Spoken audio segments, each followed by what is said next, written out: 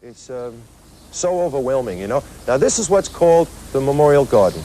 And there is buried Elvis, his mother, his father, his grandmother, and also buried there is his twin brother. Well, I don't think the twin brother is buried there, but there's a plaque commemorating his twin brother. People can come into the place and walk in there and go through those gardens, and they can look at those headstones that have been put down there, and they're allowed to wander around that area. See that TCB? That's the Elvis symbol. That's taking care of business. That's what that meant. Now, these are people on Elvis Presley Boulevard, right out in front. It doesn't matter what time of the day or night you come here, there are people gathered out front. We drove in this morning, 3:30 in the morning, and there were 3 people there waving things at us like asking for an autograph. They didn't have any idea who I was, but if you're going to be going onto the ground, that's it. And they snap pictures and Tennessee license plate. If people have never seen one before, you can see all of the fittings that they've got on this car. It's an absolutely remarkable car. There's another one, actually, just like it, that's gathering dust in a nearby garage. Have a look at the gear shift there. It's solid gold, that gear shift. And now this one here is very special. This is the first car that Elvis bought for his mom. Like, bought it for his mother, and his mother couldn't drive.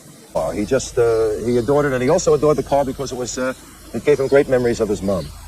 You just can't believe what the place is like. This is Mary Jenkins, and Mary was Elvis's cook for 15 years. Well, what would you usually prepare for him? Let's say, what was the breakfast like? In the breakfast line? Yeah. Well, I would prepare bacon and eggs, ham and eggs, omelet, ham and egg omelet. And sometimes he'd have sausage and eggs and homemade biscuits. What about the other meals that Elvis used to want to eat? I mean, like at night, sometimes they told me he ate a lot of things with gravy on them, and he loved sauerkraut and wieners and things like that. Well, yes, he did. He would eat. He liked his hot dogs with kraut on top of them. Yeah. Yeah, you fix the hot dog for him, then put spread kraut across the top.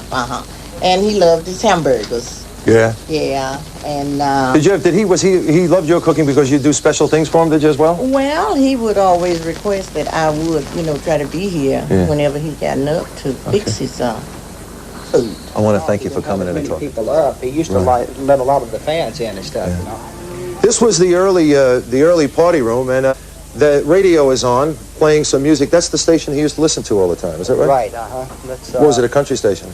Well, it was country. Then it was rock and roll, but it's more of a country station now. And of course, we call this the TV room, and the reason for that is because of the 3 TVs you see. They had 3 stations here. Yeah. And a lot of times football games would come on all 3 stations. Elvis would watch all 3 football games at the same time. And so how many people would they have in this room at one time?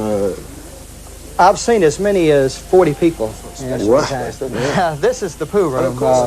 We had a lot of fun here. We'd play pool and do different things. The interesting thing about this room to me is that the ceiling has this sort of tent-like effect, but the material is all the same. It's on the walls like curtains. And also, the lounges are all done in the same material. Right. Did Elvis have a lot to say about the decorating of these places?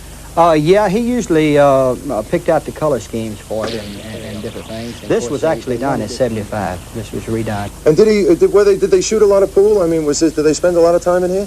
Oh yes, we used to shoot pool for hours, and of course, Elvis up there is a fairly good pool player, and of course, if he wasn't, he always had the best on his side. So he never lost. Yeah.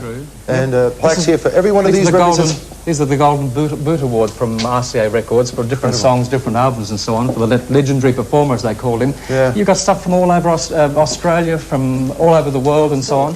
And what I want to show you... This has been the storeroom for Elvis's incredible collection of memorabilia, awards, trophies. I mean, it's just never-ending, Don. And in a moment you'll see me down there with a TV set, which was presented by RCA for him selling 50 million records, which is quite a while ago. Wow. In boxes there were 145 gold and platinum records. There were 5 Grammy Awards I found. There's a huge painting of Elvis, which dates back to about 1976. There's awards from record companies for sellout concerts, for his karate activities. This, by the way, is inside the racquetball court. Yeah, this is before the stuff was sorted. I wandered around there for days. You can't get out of that place. I mean, there's so much stuff.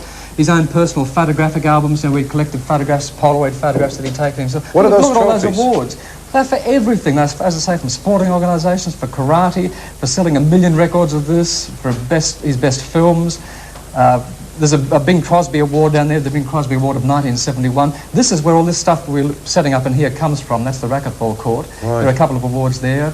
I mean, there's just so much stuff, it's mind-boggling. And of course, they've set up this thing in here this way with all of these. There's paintings in this place, and there's also all of these. That's a painting from 1967. And these, rather good painting, actually. That's excellent. And these mannequins here, like there's the leather suit that he wore in the Hawaii Special, his army uniform. Here's the other thing here. Yeah, it's really interesting. The incredible trophies. And soon the public will be able to walk through here and amazing. be able to see all of these things that they have. They're setting it up like a museum.